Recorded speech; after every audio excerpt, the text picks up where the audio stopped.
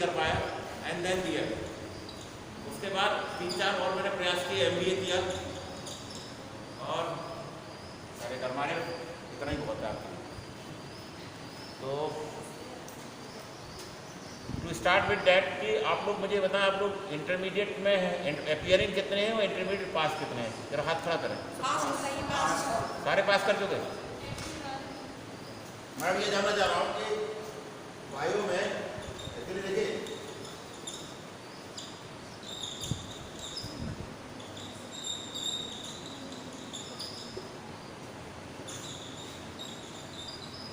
इन दोनों में अगर हम वेन डायग्राम बनाएं, मैथमेटिक्स पढ़े आपने, this is called Venn diagram.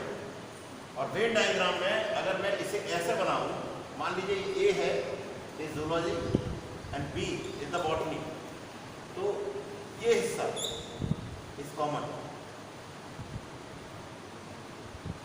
अब सवाल है कॉमन कौन कौन सा हिस्सा है? मान लीजिए मैं केवल इसी का शेडो एरिया ले रहा हूं तो common, rest is different. First is, देखिए बायोलॉजी पढ़ने का पहला फंडा ये है, मैं बिल्कुल सीधे शुरुआत कर रहा हूँ, मतलब बिना किसी इंट्रोडक्शन के, मतलब session shall be interactive one. ऐसा नहीं कि मैं बोल रहा आप सुन रहे बस। लोग आपको क्वेश्चन करना, जो नहीं समझ में आता वही मुझे रोक कर क्वेश्चन करें। नंबर फर्स्ट की एवोल्यूशन, विकास, ये कॉमन टॉपिक है। और कॉमन टॉपिक इसलिए भी है कि उद्ध विकास दो तरह का होता है। Number 1 is the geological evolution, number 2 is the biological evolution. Geological evolution में the formation of solar system से भी पहले फॉर्मेशन ऑफ कॉस्मोस, ब्रह्मांड का बनना, अर्थात the concept of big bang.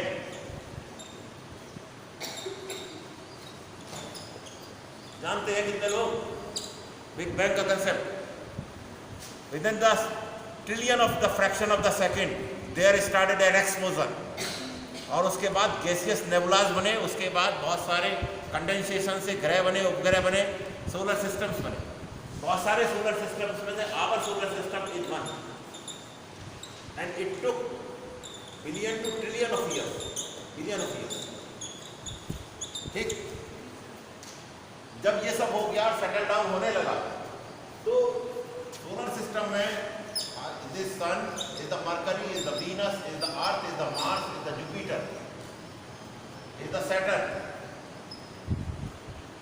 Is other Uranus, Neptune, Pluto etcetera. The life propagated only on Earth. किसी जय ग्रह में जीवन नहीं है। रीजन क्या है? ये एक ऐसे जोन में पड़ती है अर्थ जहाँ टेम्परेचर सबसे ज़्यादा मेंटेन है। यहाँ अर्थ पर -70 डिग्री से लेकर +70 डिग्री के बीच का टेम्परेचर है। Venus is too hot, Venus Earth के पास नहीं है, लेकिन वीनस क्लाउडी है, इसलिए क्या होता है, ग्रीन हाउस इफेक्ट बहुत होता है। Mercury is too hot because is too weak dear to Sun to survive, solar flames आती हैं। दिस मार्स में है, संभावना केवल इसीलिए मार्स में व्यक्त की जाती है कि मार्स में जीवन हो सकता है। Jupiter is too heavy, 60 kilo का आदमी, यहाँ क्या है, ग्रेविटी ज़्यादा है। ग्रेविटी जाना की वजह से आपका वजन अगर 60 किलो यहाँ पर है तो जुपिटर में वो बढ़कर 200 किलो हो जाए, आप खड़े ही नहीं हो सकते। सैटर्न, ये सब ठंडे बहुत है, तो द टेम्परेचर डिफरेंस, इसीलिए लाइफ सबसे पहले यहाँ प्रोपेगेट करेगी। ठीक, दूसरे जो ये ट्रांजिशन जोन है, इसमें जो अर्थ का रोटेशन है, रोटेशन मतलब ये जो मूवमेंट है, जिससे डे और नाइट होता है, एक होता है रेवोल्यूशन, ये एंटी क्लॉकवाइज होता है या क्लॉकवाइज होता है, किसी ग्रह का एंटी क्लॉकवाइज है, किसी का क्लॉकवाइज, इसी से मौसम चेंज होता है। अगर आप अर्थ का स्ट्रक्चर देखेंगे तो this is Tropic of Cancer, this is equator, this is Tropic of Capricorn. कर्क रेखा, इक्वेटर क्या कहते हैं?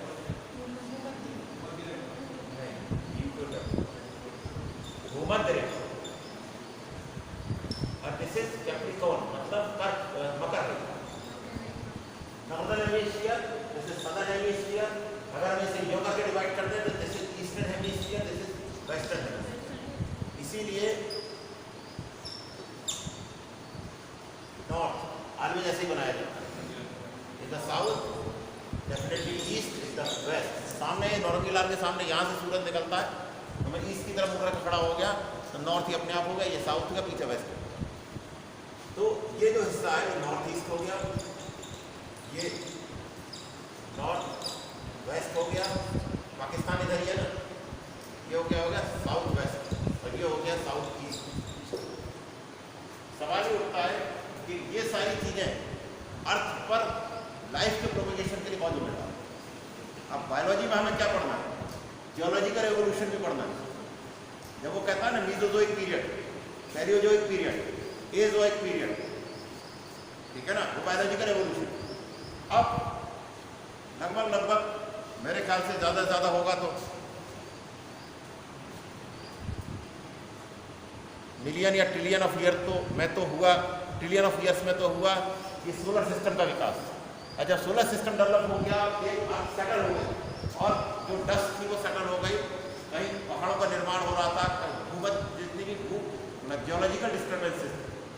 इसीलिए जब आप पढ़ेंगे एवोल्यूशन, उसमें जगह जगह आएगा कि ये रेवोल्यूशन हो, ये रेवोल्यूशन हो। ये रेवोल्यूशन का मतलब वो पीरियड ऑफ टर्मोइल थी, यानी कि उस पीरियड में जियोलॉजिकली अर्थ बहुत डिस्टर्ब थी, कहीं बहुत तेज बारिश हो रही थी तो कहीं आग पड़ रही थी। उस कारण से जो स्पीसीज थी वो एक्सटिंक्ट हो गई, और उस स्पीसीज के एक्सटिंक्ट होने से नई स्पीसीज को मौका मिला। डायनासोर अगर एक्सटिंक्ट ना होते तो मैमल्स को कभी मौका नहीं मिलता। नेचर हर स्पीसीज को क्रैडल करती है, एक सीमा तक बढ़ाती है, जो इसकी ओर से के कैपेसिटी कहते हैं, कैरिंग कैपेसिटी, और उसके बाद अपने आप एक्सटिंक्ट करती है, नहीं करती। तो अब आपको जो पढ़ना है वो एवोल्यूशन, ये प्लांट्स का भी हुआ है, एनिमल्स का भी हुआ है, बायो में कॉमन। ठीक, नंबर सेकंड टॉपिक समझ में आ रहा भाई?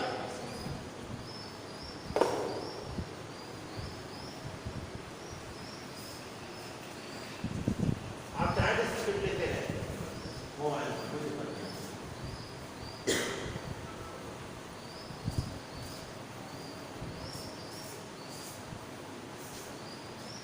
Number second is first is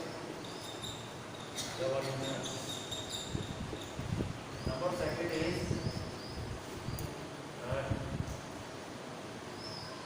cell biology. ठीक, सेल का जो स्ट्रक्चर एंड फंक्शन, बॉडी की जो स्ट्रक्चरल फंक्शनल यूनिट है, स्ट्रक्चरल एंड फंक्शनल, ऐसा समझिए जैसे ये ब्लैक होल, ये स्ट्रक्चर और फंक्शन क्या है, चमकना। अगर ये चमकेगा नहीं तो इसका स्ट्रक्चर तो है लेकिन फंक्शन नहीं करना। पेन स्ट्रक्चर है, ये गोल है, सिलेंड्रिकल है, पॉइंटेड है, फंक्शन क्या है, लिखना। फंक्शन ही नहीं तो बेकार है। तो स्ट्रक्चर एग्जिस्ट करता है, देयरफॉर फंक्शन, फंक्शन एग्जिस्ट करता है, देयरफॉर स्ट्रक्चर है। तो structural and functional unit of body is a cell. Cell शब्द बना है लैटिन में सेलुला से, कहावत है omnis cellula is cellula, is a Latin term. किसने दिया था बताओ? शाबाश, ये कॉमन है। Number third is genetics. Genetics को जनरली दो भागों में डिवाइड किया जाता है, in the pre Mendelian genetics, Mendel से पहले की, and then the Mendelian genetics and new modern genetics. Genetics की जब मैं पढ़ा करता था तो ये किताब आया करती थी स्ट्रैसबर्गर की, इसे मैंने पूरा निशान पहचान सकता हूँ, मुझे लग रहा है दीमक न लग गई हो इसमें। ये देखिए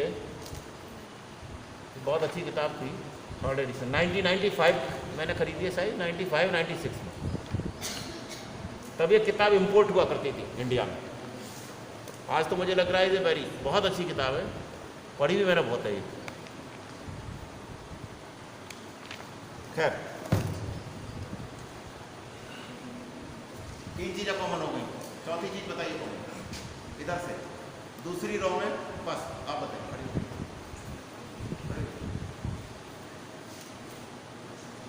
चौथी चीज जो जूलॉजी और बॉटनी में कॉमन है, ये वाला जैसे मैडम पढ़ाएं या मैं पढ़ा कोई फर्क नहीं, कंसेप्ट बेसिक कंसेप्ट बिल्कुल same, principle is same, but the process में भी डिफरेंट। जी बताएं। हाँ ठीक है। क्या चौथा? मॉलिक्यूलर बेसिस ऑफ इनहेरिटेंस, मतलब डीएनए एंड आरएनए, यही है ना? DNA and RNA, that is the genetic material, right. पांचवा बताइए। हैं? क्या चीज? That is part of genetics बेटा। है जो क्या कह रहे हो? हैं? जोर से बोलिए, जोर से बोलिए। Yes, ecology and environment. Yes, ecology and environment.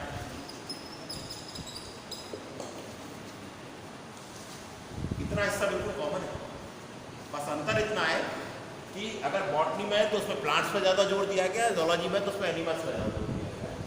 जैसे एवोल्यूशन की जो किताबें हमने पढ़ी है वो एक V12 रसूल की किताब बहुत अच्छी है, दूसरे एक NULL दल की किताब आती है, वो मेरे पास अभी है वो, लेकिन पुराना एडिशन हो गया। एक नई किताब है मिस्टर पी नाथ की, फ्रॉम पटना साइंस कॉलेज, इन्होंने बहुत अच्छी किताब लिखी है, मेरे पास वो किताब है। एवोल्यूशन का कंसेप्ट बहुत अच्छा है। वैसे एवोल्यूशन के बारे में जितना आप इंटरनेट पर बैठकर पढ़ सकते हो उतना कहीं नहीं मिलेगा, लेटेस्ट रिसर्च आ रही है उस पर, लेकिन आपको इतनी ज़रूरत नहीं है, लेकिन आपको मालूम जरूर होना चाहिए। क्योंकि CBSE जब एग्जाम लेती थी, अब तो नीट हो गया, CBSE जब एग्जाम लेती थी साइटोलॉजी और जेनेटिक्स से सबसे ज़्यादा सवाल, यूपी वाले एग्जाम जब लिया करते थे CPMT का, तो इनवर्टिब्रेट, वर्टिब्रेट और टेक्सोनॉमी से बहुत सवाल आया था। हर एग्जामिनेशन का अलग पैटर्न हुआ करता है, but nowadays there is a common exam, तो मुझे लग रहा है वो हर पोर्शन से जरूर उसका वेटेज होगा। तो सेल बायोलॉजी में जो जनरली इंडियन ऑथर है उसमें CB पवार की किताब बहुत अच्छी है, लेकिन आपको नहीं पढ़नी इनमें से एक भी। नंबर 2 जो किताब अच्छी है वो D. रॉबर्टिस, और नंबर थर्ड मैडम बताएंगे, मुझे भी नहीं आता। जेनेटिक्स, जेनेटिक्स में PK गुप्ता इंडियन ऑथर है, एक doctor MS Swaminathan. MS Swaminathan वो व्यक्ति है जिसने इस देश में ग्रीन रेवोल्यूशन लाई। आपको एक मज़ेदार चीज़ बताता हूँ, जब नॉर्मन बोरलैग ने मैक्सिको में हाई वैरायटी सीड्स बनाए म्यूटेशन से, तो वहाँ का कलर रेड था, क्योंकि मैक्सिकन जो जनरेशन है वो रेड कलर ज़्यादा पसंद करती है। अब जब इंडिया में उसका वेरिएंट इंट्रोड्यूस किया गया तो MS स्वामीनाथन ने कहा किसान को मिट्टी का कलर ज़्यादा पसंद है, देयरफॉर उसमें सुनहरी रंग बनाया गया जीन म्यूटेशन से, इसीलिए गेहूं हमारा सुनहरा होता है। पता है आपको? ये बात नहीं पता? चलिए अब पता लगेगा। इंडियन जो गेहूं है, अमेरिकन गेहूं जनरली लाल होता है, ये जेनेटिक चेंजेस किए डॉक्टर MS स्वामीनाथन, ठीक, PK गुप्ता, इन दोनों की किताबें बहुत अच्छी हैं जो मैंने पढ़ी। मॉलिक्यूलर बेसिस ऑफ जेनेटिक्स, लेनिंगटन, तो मेरे ख्याल से आती है। एनवायरनमेंट में आती है जटिल PD शर्मा, अच्छी किताब है। अभी एक किताब मेरे मित्र ने लिखी हुआ डॉक्टर, तो यहीं जैन मेडिकल कॉलेज से MBBS किया, फिर MD किया, आजकल वो लेडी हार्डिंग का प्रोफेसर है। उन्होंने लिखी है डॉक्टर S. निरंजन के नाम से, वो लिखिए UPSC की तैयारी करने वाले बच्चों की, टाटा मैक्रो हेल्थ ने छापी है, वो अच्छी किताब है। थोड़ा बहुत सहयोग मैंने भी कर दिया था उसमें, दैट इज़ वेरी गुड। और आपको अगर ज़रूरत होगी तो उसे मार्केट से ले लीजिए, या मेरे पास शायद PDF पड़ा होगा उसका, तो PDF आपको भेज दूँगा व्हाट्सएप ग्रुप में। PDF मुझ पर पड़ा है जहाँ तक मुझे याद आ रहा है, पढ़ लेना, उधर मैंने निकाले 100, 200, 400 पेज होंगे। उस व्हाट्सएप ग्रुप जो आप जुड़े हो वो उन बच्चों का है, इन बच्चों का नहीं। अच्छा, मैं ठीक है, इसमें जोड़ दीजिएगा। इसका कोई व्हाट्सएप ग्रुप है क्या? हाँ ठीक है, आप उसमें जोड़ दीजिए। उसमें वो PDF है इकोलॉजी एनवायरनमेंट, वो इसके लिए पावर पॉइंट प्रेजेंटेशन पे भी है और कुछ और भी है, अच्छी किताब है। और बताइए कॉमन चीज जूलॉजी बॉटनी में। मेरे ख्याल से आपका ये बेसिक कंसेप्ट तो क्लियर हो गया ना। और बताएं कॉमन चीज है ना, बिल्कुल डिफरेंट, बिल्कुल डिफरेंट। एवोल्यूशन में के दौरान जो प्लांट्स का है वो स्टेशनरी मोड पर डेवलप हुआ है, यानी प्लांट्स को एक जगह स्थिर रहना था। एनिमल्स के लिए लोकोमोशन, बेसिक डिफरेंस है प्लांट्स एंड एनिमल्स में। जनरली लोकोमोटरी नहीं होते और वो जनरली लोकोमोटरी होते हैं, एक्सेप्शन तो तब भी है। और इसके बीच में जो कनेक्टिंग लिंक्स है यूग्लिना से लेकर के और आगे आर्कियोप्टेरिक्स। आर्कियोप्टेरिक्स से मुझे याद आया कि थोड़ा सा डिटेल में पढ़ने का हमेशा फ़ायदा होता है। आर्कियोप्टेरिक्स का नाम सुनते ही जनरली जिसने भी बायोलॉजी पढ़ी है वो ये समझता है it was a dinosaur. No, it was not a dinosaur, although it seems to be like a dinosaur. तो उसमें एक बार एक सज्जन हमसे पूछ रहे थे कि आर्कियोप्टेरिक्स कितना बड़ा होगा, और अब सुना शायद पता नहीं था कि I knew the answer. Archaeopteryx कौवे जैसा होता था, वो कोई मैमथ साइज का नहीं होता। आप में से कितनों को ये बात पता है? अब तक क्या पता था? आर्कियोप्टेरिक्स का नाम कितना सुना है? हाथ खड़ा करें। क्या जानते हैं उसको? कौवा कितना बड़ा होता है? जरा सा तो कौवा होता है, बहुत बड़ा नहीं होता बच्चे। वो जो उसका स्पेसिमेन है वो बड़ा दिखता है तुम्हें फोटो में। और आप बताएं। बहुत बढ़िया, वही तो है एवीज और रेप्टिल्स के बीच का करेक्टरिस्टिक है, क्योंकि एवियन करेक्टर क्या है? यस। और रेप्टिलियन पंजे भी होते हैं, मुंह में दांत भी, लेकिन मुंह में दांत तो उनके भी थे बर्ड्स के, बाद में खत्म हुए बीक का रिप्लेसमेंट से। और बताएं, इधर किसी ने हाथ खड़ा किया था आर्कियोप्टेरिक्स के बारे में, और एक और हाथ खड़ा हुआ था। चलिए, आर्कियोप्टेरिक्स की 2 ही स्पीशीज है केवल, 2 जर्मनी में जो मिली आर्कियोप्टेरिक्स लिथुएरिका। खैर वो विषय नहीं है, विषय ये है कि और कौन सा चीज कॉमन है? सेल साइकिल तो बेटा इसमें आ जाएगी, साइकोलॉजी में, सेल बायोलॉजी में सब कवर हो जाएगा।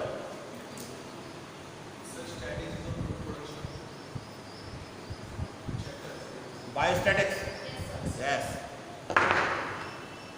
बायोस्टैटिक्स पूछी जाती है, पढ़ा दूंगा, कोई दिक्कत नहीं। That is biostatics. इसमें क्या क्या आता है? SD, standard deviation, mean, median, mode, सब आएगा। चलिए और बताइए, और क्या कॉमन है?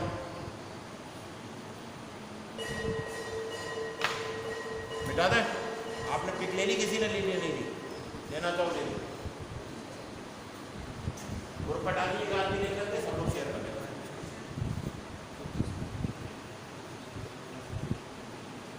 आप पिक लेते चलिए, उससे ये है it will be in your memories. So, अब we should go ahead with a new topic, that is non-common part of these 2 Venn diagrams. That is this one and this one. This is Z and this is B. Non-common. बताइए, number 1 और इधर number 1, इधर Z, इधर B, इधर madam लिखेंगी, इधर मैं बोलिए। Human physiology, human क्या एनिमल फिजियोलॉजी भी होगी ना, तो इसमें हम एनाटॉमी एंड फिजियोलॉजी, फिजियोलॉजी में नंबर 1 सबसे पहला जो इम्पोर्टेंट चीज है, 4-5 बेसिक फीचर्स जो एनिमल्स के हैं, वो है skeletal system,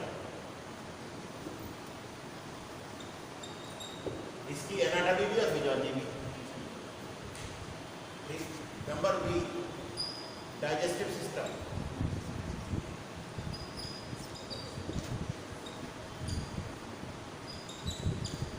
number C respiratory system. Writing बेटा समझ में तो आ रही है? Number D urinogenital system.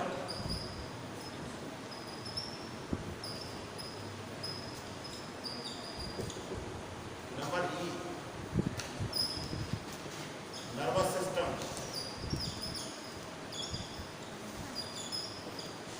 Number F standard हो गया, डाइजेस्टिव हो गया, यूरिनोजेनिटल। और कौन सा बचा? Endocrine system.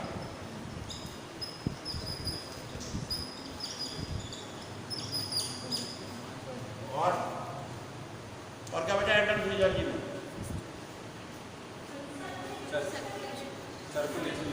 Circulatory, cardiovascular, F G. ऊपर लिख दो क्या? जी हाँ, कार्डियोवैस्कुलर या सर्कुलेटरी सिस्टम।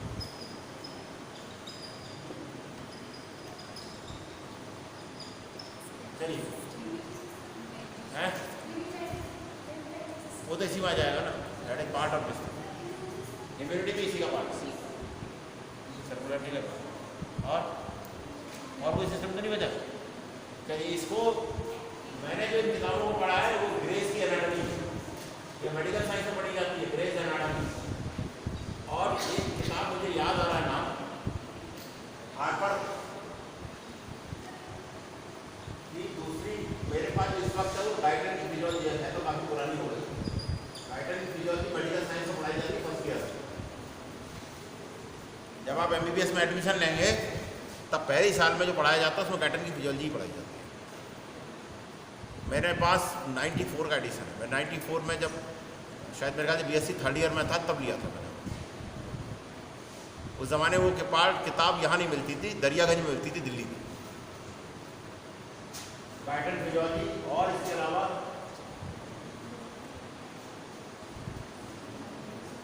मेरे ख्याल से इंडियन ऑथर में भी अच्छी किताबें आ गई हैं, पहले भी आती थी। और एक वेस्ट बंगाल के कोई डॉक्टर हैं जिन्होंने लिखी है, शायद चटर्जी या बनर्जी, कुछ ऐसी किताब है। तो मैंने थोड़ी पढ़ी, ज़्यादा नहीं पढ़ी, मैंने हार्पर की पढ़ी है, ये पढ़ी है, ग्रेस की एनाटॉमी पढ़ी है। और हाँ, एक बहुत अच्छी किताब है रमेश गुप्ता, वो जरूर लीजिए। रमेश गुप्ता साहब की तो मेरे ख्याल से डेथ हो गई। Book is very ultimate book, Muzaffarnagar के पब्लिशर ने छापी है, वेरी गुड, उसमें कोई शक नहीं। इधर मुझे लग रहा है अरिहंत की भी कुछ किताबें आ रही हैं, मैंने देखी नहीं है, लेकिन है कैसी आई डोंट नो, प्रॉब्ली दिख रही है तो अच्छी हो। But I won't recommend any book,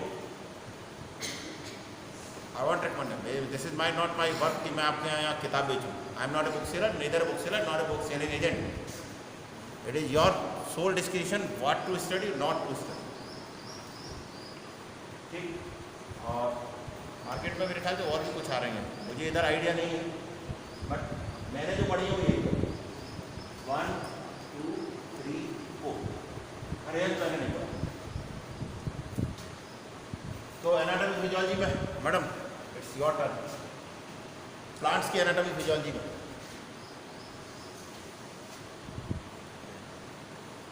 sir आप बता दीजिए, मुझे अच्छा लग रहा है आपसे। ना ना सर प्लीज, मेरा काम है sir my topic is also zoology, मैं भी जूलॉजी में। नहीं, आप प्लांट्स नहीं पढ़ा, आप तो अभी पौधा लिखी थी ना। पढ़ा रही थी मैं, लेकिन वैसे मैं हूँ जूलॉजी। आप सर मुझे अच्छा लग रहा है। मैं बोलते बोलते थक गया। इन कोऑर्डिनेशन हो जाए कोई दिक्कत नहीं, आप बता दीजिए, प्लांट्स का बता दीजिए, फिजियोलॉजी एनाटॉमी किताब सारी की होगी। मुझे किताब वी वर्मा की तो याद आ रही है करने से, और भी किताबें आती हैं, वी वर्मा की किताब आ रही है, बट ये है कि वो प्लांट्स एनाटॉमी तो अभी बुक्स में होगी ना, प्लांट्स फिजियोलॉजी, फिजियोलॉजी तो कॉमन है दोनों में, क्रैक साइकिल और वो भी तो कॉमन है, रेस्पिरेशन है, फोटोसिंथेसिस है। अब इसमें देखने हैं कि कुछ हिस्सा कॉमन है, कुछ अनकॉमन है। जैसे कि फिजियोलॉजी का मैकेनिकल पोर्शन अनकॉमन, जैसे फिशेज में गिल्स होते हैं, मैन में लंग्स होते हैं, प्लांट्स में बॉडी सरफेस होती है, जनरल बॉडी सरफेस। लेकिन जो उसकी फिजियोलॉजी है वो कौन एनाटॉमी डिफरेंट। क्रैब साइकिल से लेकर के ग्लाइकोलिसिस तक को सब कौन। लेकिन हाँ प्लांट्स में कुछ mode different. Melvin Calvin cycle जैसे फोटोसिंथेसिस प्लांट्स में होती है, एनिमल्स में होता कुछ यूनिक फीचर। मैडम आप लिखिए ना, ऐसा नहीं काम आप लिखिए तो ठीक है, कोई बात नहीं। अब अगली बार से मैं इधर आ जाना। प्लांट्स में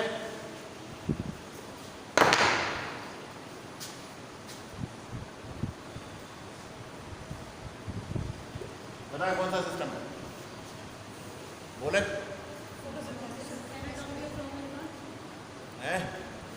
प्लांट्स में क्या है, इसमें कहीं भी फूड की मैन्युफैक्चरिंग नहीं है। फूड की मैन्युफैक्चरिंग कहाँ होती है? Yes, food making, food formation ये होती है ऑलवेज प्लांट्स में। क्यों? क्योंकि प्लांट्स में वो गुण है that is called photosynthesis. In the presence of sunlight, sun की जो एनर्जी है वो 6 CO2 plus 6 H2O equal to C6H12O6 plus 6 O2। यही है। इसका अपोजिट क्या है? रेस्पिरेशन। और यहाँ हाई एनर्जी बॉन्ड्स बनते हैं, ठीक है ना। तो ये जो एनर्जी है ये यहाँ ट्रैप होती है, और ट्रैप होने के बाद ये इसके लिए एक स्पेशलाइज स्ट्रक्चर पूरे प्लांट में होता है, दैट इज कॉल्ड क्या बताओ? क्लोरोप्लास्ट। भाई ऐसे इंटरेक्टिव कराओ, ऐसे नहीं, आप लोग बिल्कुल बोल नहीं रहे। That is called chloroplast. वो क्या काम करता है? सन की एनर्जी को, कौन सी एनर्जी है सन में, किस टाइप की एनर्जी है आप बताइए, आप बताइए। आप खड़े हो जाइए, कॉलेज टीम जिस पे लिखा हुआ आप खड़े हुए, खड़े हुए। सन की एनर्जी किस फॉर्म में? फोटॉन्स के फॉर्म में। किस टाइप की? अरे भैया फोटोसिंथेसिस उस प्रोसेस का नाम है। सन की जो ऊपर से एनर्जी आ रही है इसका क्या है, किस टाइप की एनर्जी है? इलेक्ट्रिकल एनर्जी है, मैकेनिकल एनर्जी है, solar energy in the form of no, in the form of light. भैया आपको बेसिक कंसेप्ट क्लियर करने की बहुत जरूरत है। Solar energy in the form of light. और ये लाइट से क्या होता है? क्या रेडिएशन में हो सकता है फोटोसिंथेसिस? लाइट भी 3 तरह से चलती है, कंडक्शन, कन्वेक्शन और रेडिएशन। तो मैं आपसे जानना चाह रहा हूँ, रेडिएशन अगर अकेला है तो क्या फोटोसिंथेसिस हो सकती है? नहीं।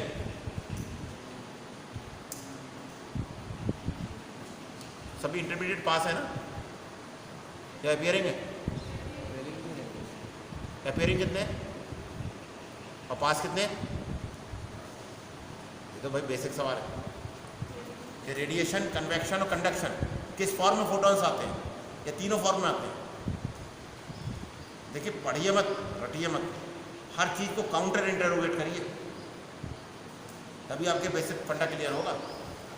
अगर आप बनना चाहते हैं डॉक्टर हुआ तो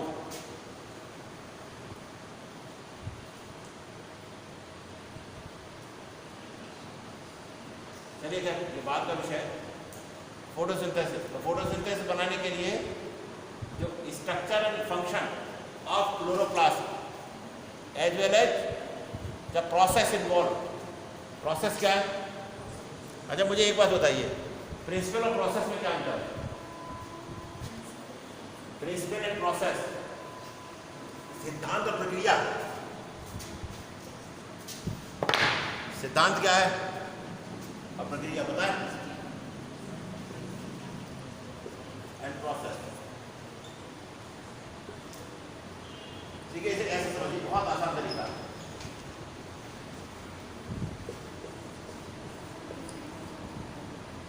सिद्धांत ये है कि ये रबड़ है, मान लीजिए हम इसे डेस्क पे यूं करके डस्टर लगा देते हैं,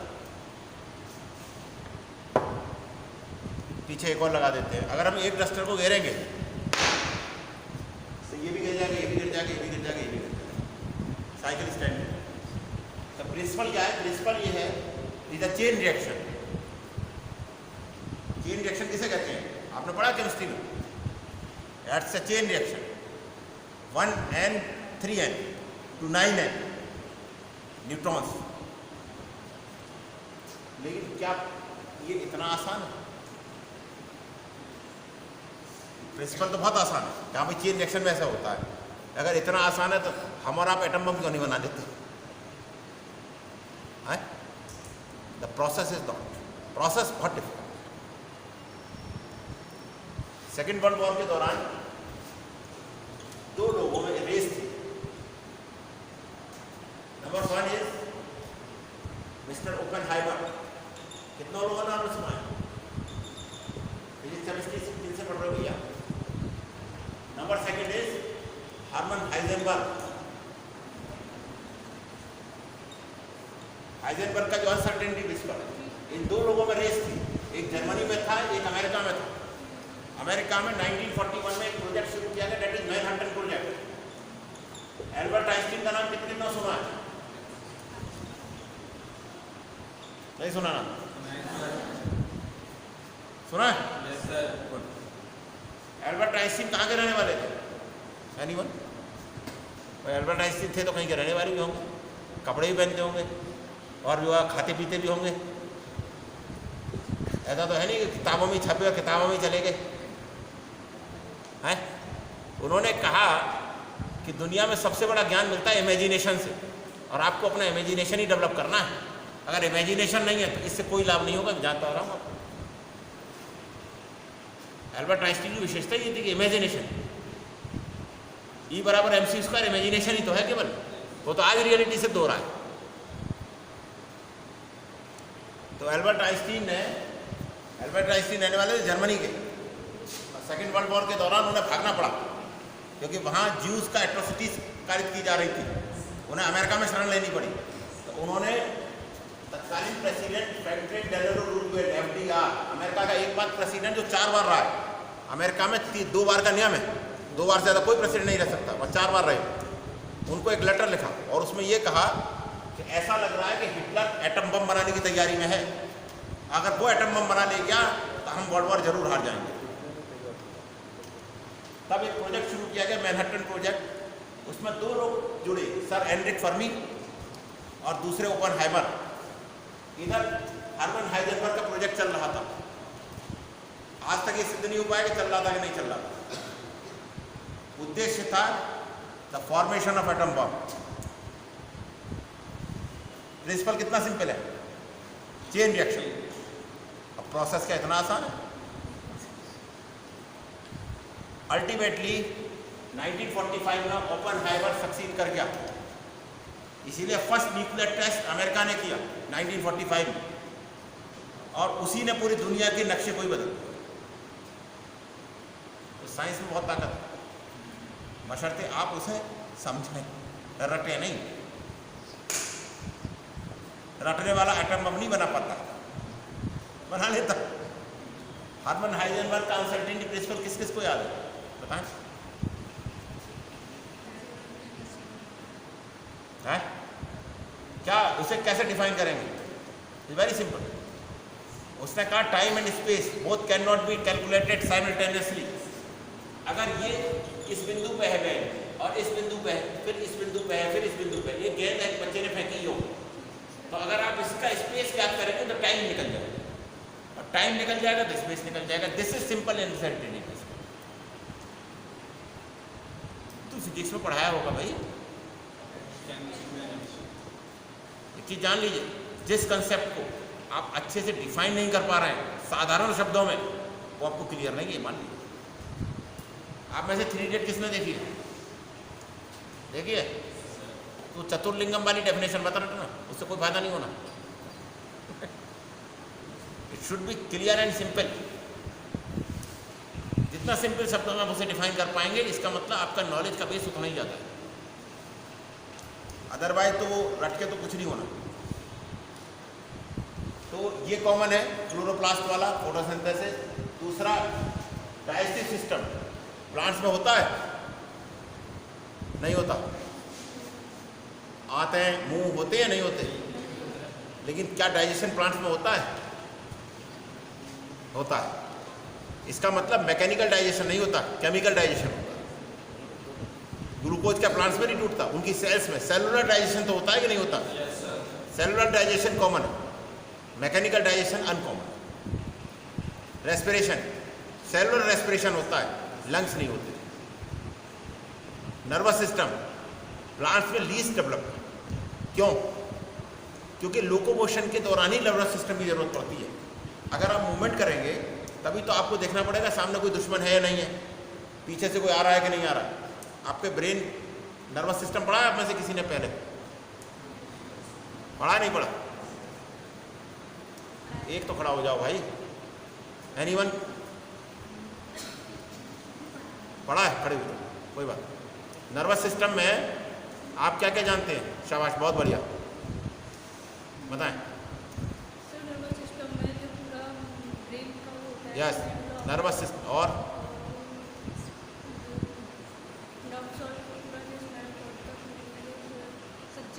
सवाल ये है कि प्लांट्स में क्यों नहीं है सिर? पेड़ में सिर क्यों नहीं होता?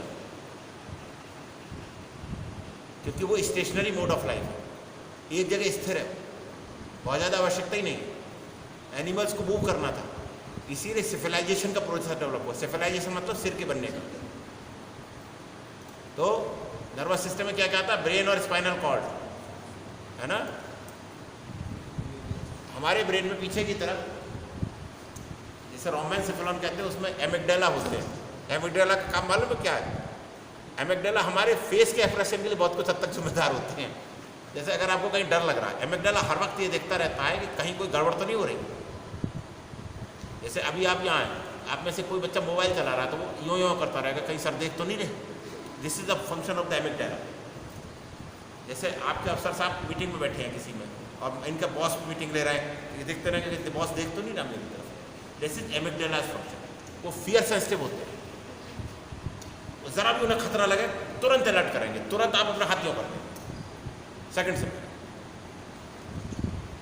तो प्लांट्स में इसकी ज़रूरत है क्या? नहीं, क्योंकि उस मोड ऑफ लाइफ में ज़रूरत ही नहीं है। स्नेक देखा है किसी ने? स्नेक, जब स्नेक बाइट करता है, स्नेक बड़ा एजाइल होता है। एजाइल मतलब जिसे कहते हैं छनपना। अगर स्नेक ने यूँ करके फन कर लिया है और आपका हाथ यहाँ है, तो आपके हाथ के हटाने की स्पीड से 5 गुना स्पीड से नीचे आएगा उसका फन। आप हटा नहीं पाएंगे तब तक वो काट लेगा। पर्टिकुलरली अफ्रीकन माम्बा स्नेक तो आपसे तेज दौड़ सकता है, घोड़े की स्पीड से दौड़ता है वो।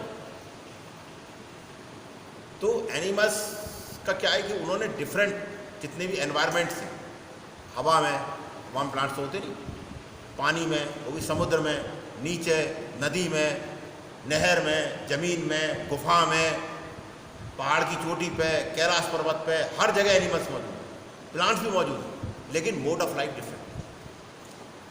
इसीलिए नर्वस सिस्टम बहुत ज़्यादा नहीं। Endocrine system basically nervous system से जुड़ा हुआ है। न्यूरो एंडोक्राइनोलॉजी कहा जाता है इसीलिए। जो डॉक्टर एंडोक्राइन सिस्टम का इलाज करते हैं, एंडोक्राइनोलॉजी का, वो न्यूरो एंडोक्राइनोलॉजी का ही इलाज करते हैं, क्योंकि ये सब ब्रेन से रिलेटेड है। सारे हार्मोन्स ब्रेन ही रिलीज कराता है, और ब्रेन में अपने आप में हार्मोन्स होते हैं, ठीक। इसीलिए प्लांट्स में ये लीस्ट डेवलप है।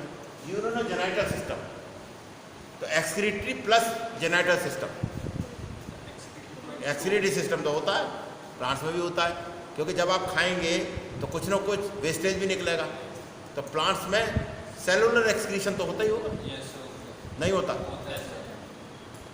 क्या क्या होता है भाई, मुझे भी जानकारी दे दो। कम की फॉर्म में जो एक्सक्रीशन निकलता है वो, हाँ, अरे कार्बन डाइऑक्साइड की फॉर्म में जो निकलती है गैस, वो भी एक्सक्रीशन ही एक तरह का है ना। तो और जेनिटल सिस्टम मतलब जिसे कहते हैं यूरिनोजेनिटल सिस्टम, एक्सक्रीटरी और रिप्रोडक्टिव सिस्टम। रिप्रोडक्टिव सिस्टम दोनों में होता है। रिप्रोडक्टिव सिस्टम इतना ही इंपॉर्टेंट है जितना डाइजेस्टिव सिस्टम। डाइजेस्टिव सिस्टम स्वयं के सर्वाइवल के लिए, और रिप्रोडक्टिव सिस्टम जनरेशन के सर्वाइवल के लिए। अगर रिप्रोडक्टिव सिस्टम नहीं डेवलप हुआ होता तो एवोल्यूशन कभी हुआ ही ना। तो आप पूरी जूलॉजी बॉटनी को एवोल्यूशन के पर्सपेक्टिव में पढ़िए कि ऐसा क्यों, और आप पाएंगे कि it is more like a tree. शुरू में जो लोअर एनिमल्स है या लोअर प्लांट्स में कॉमन फीचर्स है, और फिर स्पेसिफिकेशन स्पेशलाइजेशन शुरू हुआ। जैसे आप जब MBBS करेंगे तो first year second year third year में कॉमन चीज़ें पढ़ाई जाएंगी, फोर्थ ईयर से चीज़ें या सेकंड ईयर से डिफरेंट होनी शुरू हो जाती है। जब MD MS करेंगे तो आप पाएंगे कि ऑर्थो का अलग है, न्यूरो का अलग है, स्किन का अलग है, आई का अलग है। ऐसे ही इवोल्यूशन के क्रम में सारे एनिमल्स का स्पेशलाइजेशन होता होता चला गया। इसी तरह से प्लांट भी स्पेशलाइज है, जिम्नोस्पर्म अलग है, एंजियोस्पर्म अलग है नहीं है? और कौन सा बचा सिस्टम? Cardiovascular system. उसकी जगह कार्डियोवैस्कुलर सिस्टम की उपयोगिता क्या है? एकमात्र उपयोगिता जो सबसे ज़्यादा है कि ब्लड के ग्लूकोज, ब्लड की जितनी चीज़ें, ब्लड जो सबको कैरी करता है, ऑक्सीजन हो, कार्बन डाइऑक्साइड हो, खाने पीने की चीज़ें हो, इसका काम यह जाइलम और फ्लोएम करते हैं।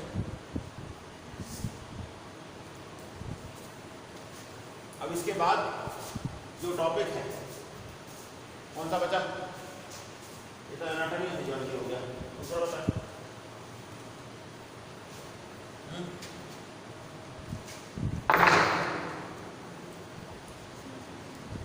बताएं। एनाटॉमी और फिजियोलॉजी तो ये हो गया। बायोकेमिस्ट्री,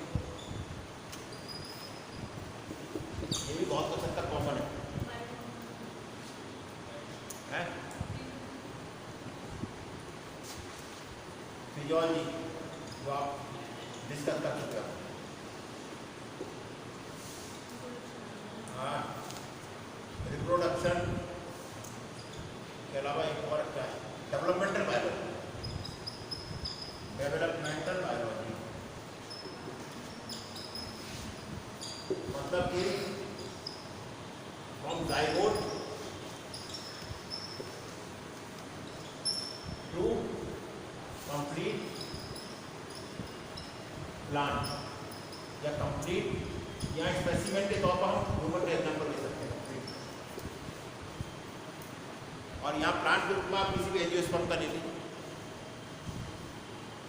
इंडियन कंट्री, इंडिया में जनरली जो पढ़ाया जाता है, मुझे लग रहा है प्लांट में कौन पढ़ाया जाता है? वो सरसों पढ़ाई जाती है शायद, या गेहूँ। आइडियल प्लांट के रूप में सरसों ही पढ़ाई जाती है क्योंकि उसकी सबसे ज़्यादा उपयोगिता है। उस पर रिसर्च भी बहुत हुआ है।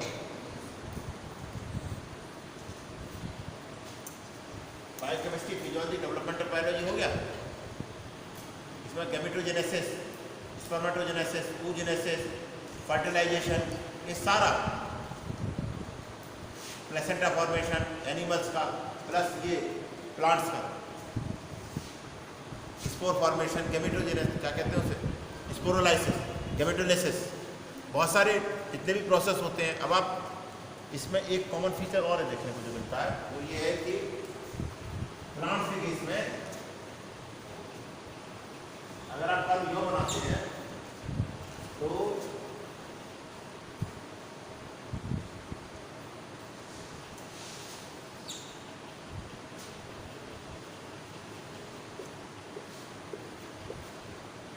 इट इज एल्गी, संख्या बहुत ज़्यादा, तीसरी बन जाएगी। ये ब्रायोफाइटा, ये टेरिडोफाइटा, संख्या कम होती चली जा रही है ना। फिर जिम्नोस्पर्म, फिर एंजियोस्पर्म। अगर आप इसे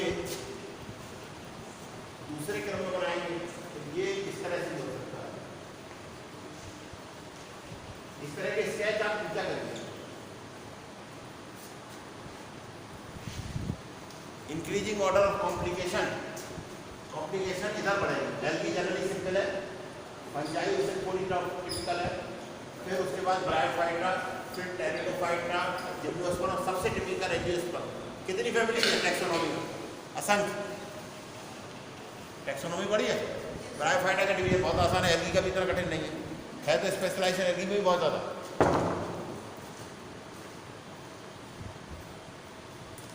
ये चार्ट डायग्राम फॉर्म आपकी समझ में आ रही है नहीं आ रही? किताबों में दे रखा है सर, नहीं दे रखा है? यहाँ आप जो पढ़ रहे हो आप नहीं दे रखा, मतलब कैसे दे रखा है? ये आपको बेहतर लग रहा है या वो आपकी किताबों वाला बेहतर? भाई भाई बता दो, बोले भाई ये सही है। अब कौन सा बचा?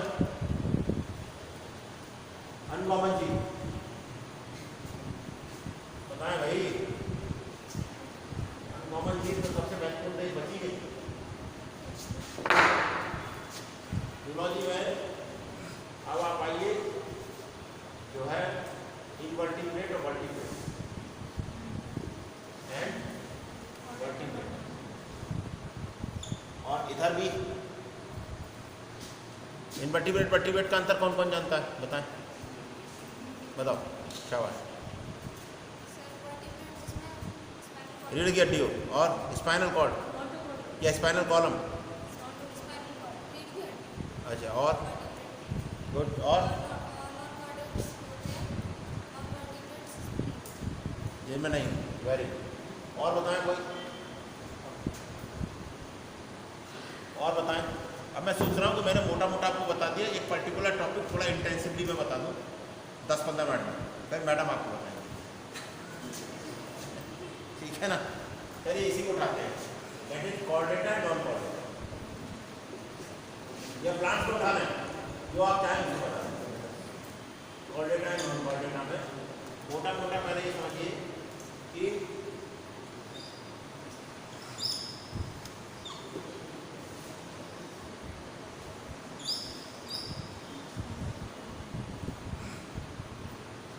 वो एनिमल जिनमें के नोटोकॉर्ड मौजूद होते हैं, एक ही कलर का है नोटोकॉर्ड, जिनमें मौजूद होते हैं उन्हें कॉर्डेट कहते हैं। नोटोकॉर्ड के अंदर एक पतली सी ट्यूब होती है जिसे न्यूरल कॉर्ड कहते हैं, ठीक, या नर्व कॉर्ड कहते हैं, that is called nerve cord. CHORD या CORD? CORD होगा, इट इज नोटोकॉर्ड। कॉर्ड की स्पेलिंग मुझे नहीं लगता मैंने सही लिखी है, इट इज CORD। बताएं क्या है, CHORD या CORD? CORD।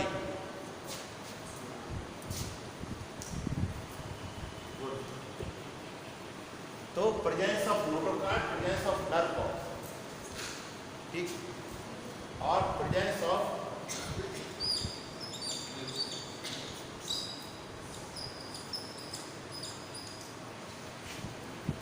रेस्पिरेटरी गिल्स,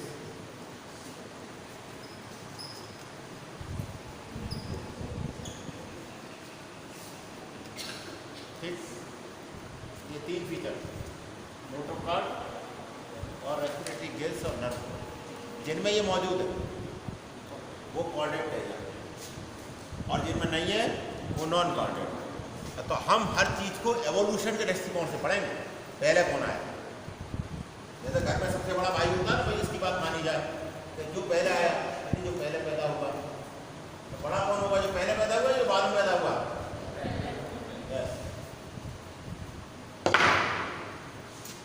इसमें सबसे पहले एवोल्यूशन में नॉन कॉर्डेट, मतलब जिनमें नोटोकॉर्ड नहीं है। अब हम इसमें चलते हैं आगे, नंबर 1 प्रोटोजोआ। इसका एक साइड ब्रांच आती है जेनेटिक कोरीफेरा।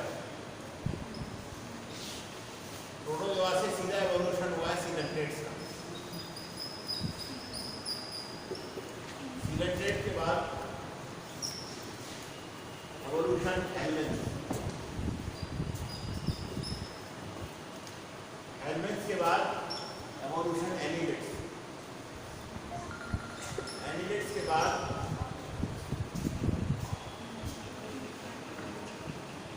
लिख रहे हो भाई या केवल सुन रहे हो?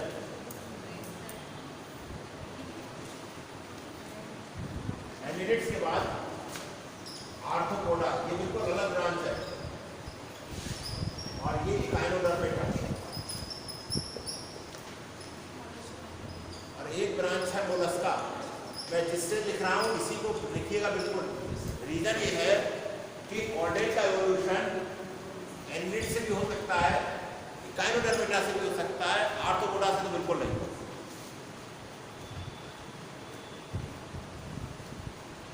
क्योंकि फीचर्स कॉमन नहीं है। जैसे कहते हैं ना, ये इसी का भाई है, ये इसका चचेरा भाई होगा, ये फीचर मिलते हैं, ठीक। कोरीफेरा बिल्कुल अलग ब्रांचेस में स्पंजिस पड़े जाते हैं, ये सेपरेट फाइल, इससे सीलोमेटा, फिर हेलमिन्थ और फिर एनिलिड्स। एनिलिड्स में मोलस्का, मोलस्का बिल्कुल डिफरेंट फाइल, स्पेशलाइज्ड फाइल, फिर इकाइनोडर्मेटा और इधर आर्थ्रोपोडा। तो जो सस्पेक्ट किया जाता है या तो एनिलिड ओरिजिन है कॉर्डेट्स की, या इकाइनोडर्म ओरिजिन है।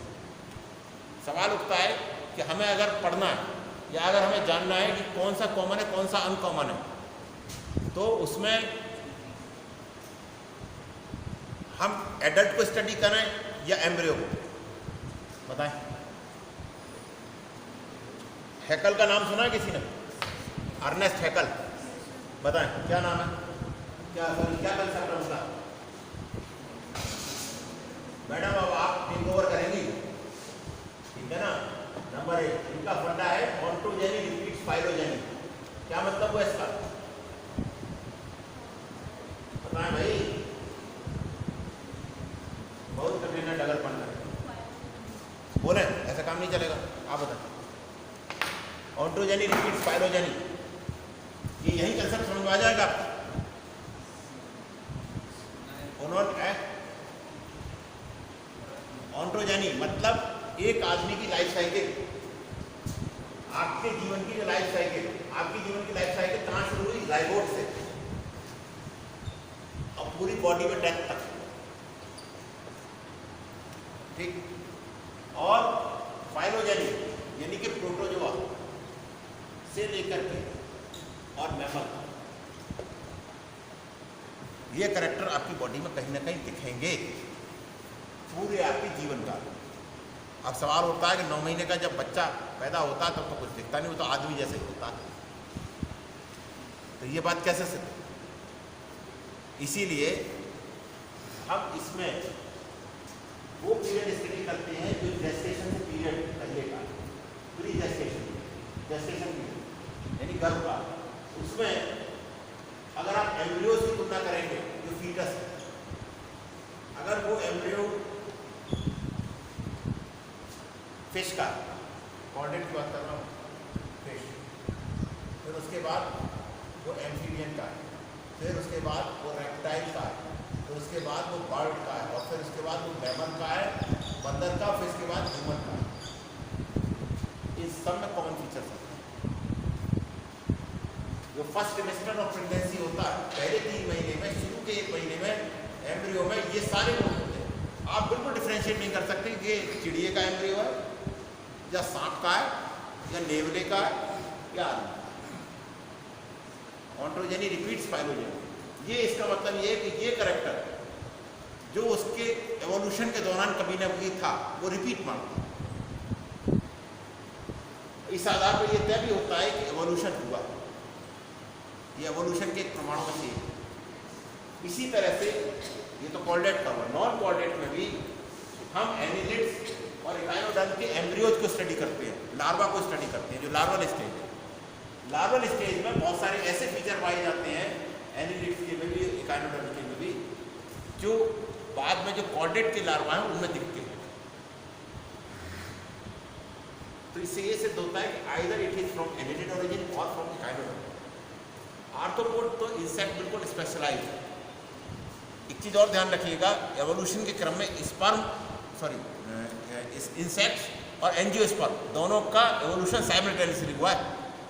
फ्लावरिंग प्लांट्स की जरूरत है इंसेक्ट, और इंसेक्ट की जरूरत है फ्लावरिंग प्लांट्स, क्योंकि इंसेक्ट अगर नहीं होंगे तो फ्लावरिंग प्लांट्स बढ़ ही नहीं सकते, पॉलिनेशन नहीं होगा।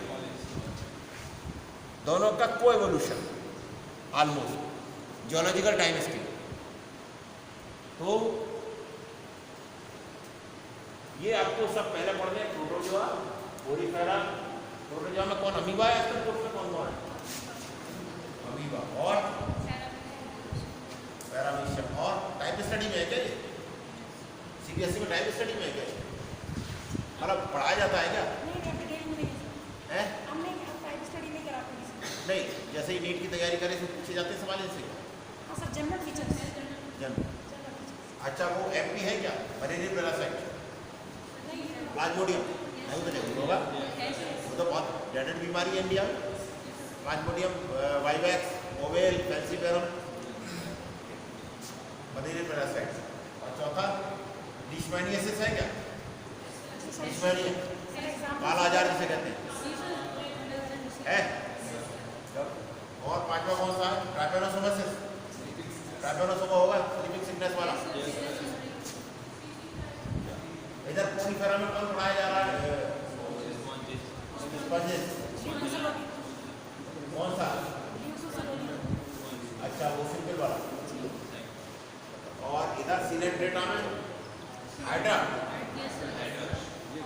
हाइड्रा या जेलीफिश? अच्छा जेलीफिश का पूरा नाम बताओ,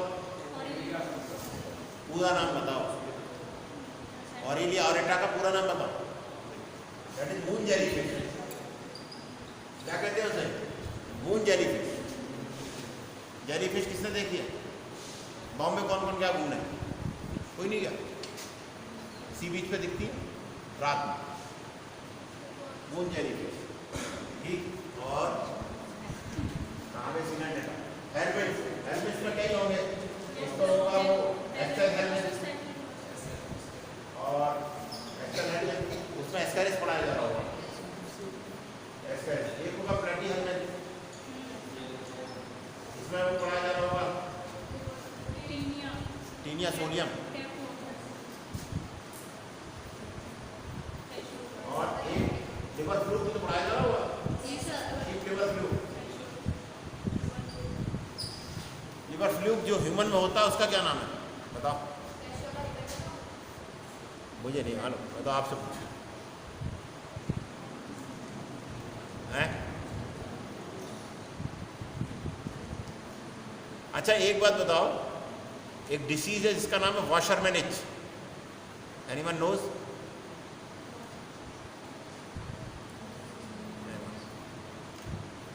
टीनिया सोडियम पढ़ा है। ग्रेविड और नॉन ग्रेविड प्रोबोलाइटिस में क्या अंतर है?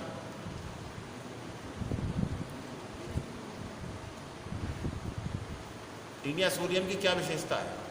वो बॉडी में सांस कहाँ से लेता है? आपके पेट में अंदर आंतों में पड़ा रहता है, सांस कहाँ से ले रहा है? सवाल ये, वहाँ तो ऑक्सीजन नहीं है।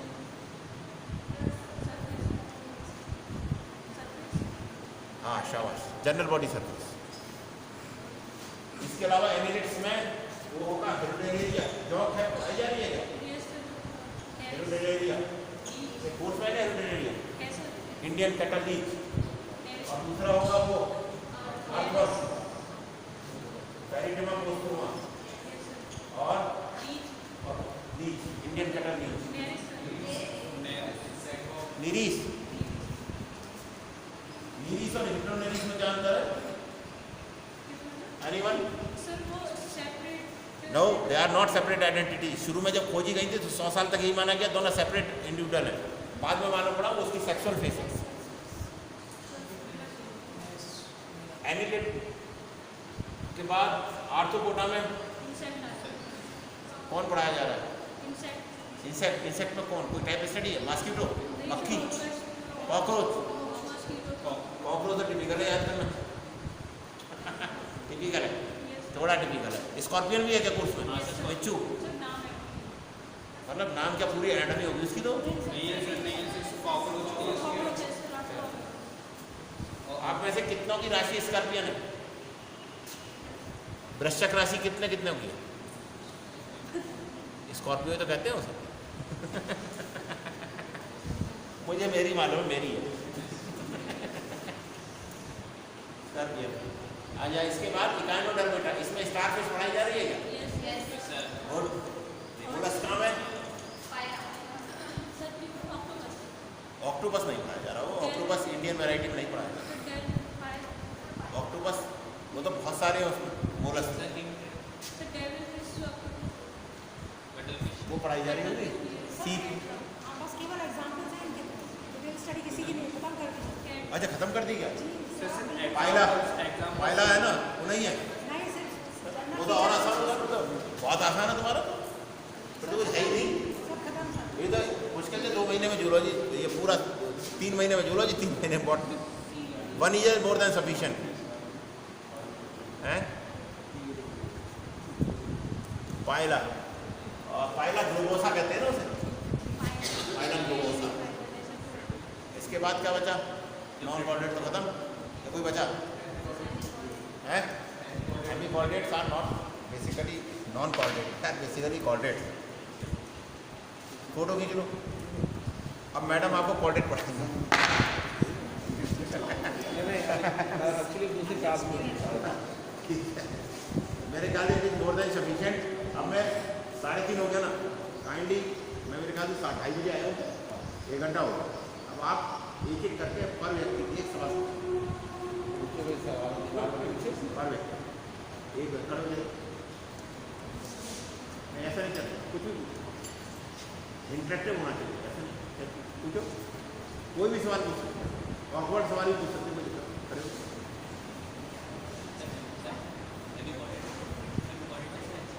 जोर से बोलो। एमी कॉन्ट्रेक्टर से क्या? अब ये हेमी का मतलब भी होता है आधा और डेमी का मतलब भी आधा। डेमी स्फीयर, हेमी स्फीयर नहीं आता अर्थ में, ईस्टर्न हेमी स्फीयर, हेमी का मतलब आधा, आधा कॉर्डेट, आधा नॉन कॉर्डेट है। इससे क्या फर्क पड़ता है यार, है तो है ना। अच्छा ये बताओ, इस किताब पर अगर मैंने अपना नाम नहीं लिख रखा था कि मेरी नहीं है। अगला पूछिए। हाँ कोई भी सवाल पूछिए। इधर आप लोग पूछिए, और कुछ पूछना चाहते हो, कोई डाउट क्लियर करना चाहते हो? दिक्कत ये है कि मुझे बेटा ज़्यादा समय नहीं रहता है ना, मैं मुश्किल से 1 घंटा 1.5 घंटा निकाल कर आया। आप बताओ। अरे बेटा आप अपने डाउट पूछो ना, मैंने तो पता नहीं कितनी चीज़ें बताएंगे। कोई बात मेडुला ऑब्लोंगाटा, ये तो बेटा आप जब नर्वस सिस्टम पढ़ोगे ना, नर्वस सिस्टम बेटे बात सुनो, जब आप नर्वस सिस्टम पढ़ोगे तो ऐसे आपको कम से कम 1000 शब्द याद करने पड़ेंगे। बहुत कॉमन चीज़ है, पूछा जाता है। इधर आप बताओ, ऐसे बॉडी में बहुत सवाल, बहुत टिपिकल करता है। इधर पूछो, गर्ल्स में कोई पूछना चाहती है? चलिए इधर बॉयज़ में कोई और? मतलब मुझे अच्छा लगता है कि अगर आप पूछते, आई एम होपिंग कि नेक्स्ट टाइम अगर मैं आता हूँ तो देन यू शैल आस्क, है ना। तो बाकी आप चाहें तो इसकी फ़ोटो खींच रहे हैं, और मुझे अगर किसी को पूछना है तो ये मेरा फ़ोन नंबर है 8818568110। हाँ तो मेरा व्हाट्सएप चलता है। Someone wants